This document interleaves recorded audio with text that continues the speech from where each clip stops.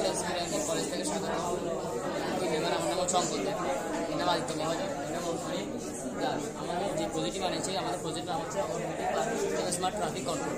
বাংলাদেশে বিভিন্ন জায়গায় দেখতে পাই আমাদেরকে এইভাবে গাড়ি পার্কিং করা হয়, ফলে বিভিন্ন জায়গায় যানজটের সৃষ্টি হয় এবং তাদের জরিমানা দিতে হয়।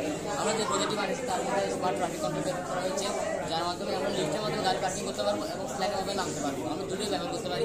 আবার আমাদের এর মধ্যে ব্যবহার করেছে স্মার্ট একটি গেট, যে গেটের মধ্যে 5টি বেশি গাড়ি পার্কিং করতে পারবে না।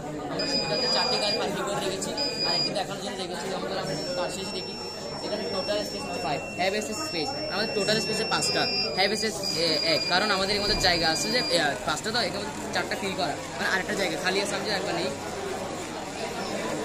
0। এখন আমরা লিফটের মাধ্যমে একটা গাড়ি করতে পারবো। এখানে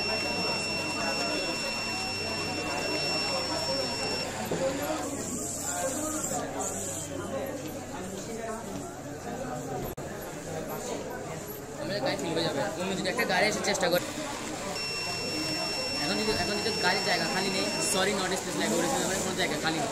এখন আমরা গাড়ি যদি আবার ব্যাক করে নিয়ে আসতে চাই, এবার গাড়ি এসে যেতে পারবে, মানে আমরা এখানে নিশ্চয়ই গাড়ি পার্কিং করতে পারবো।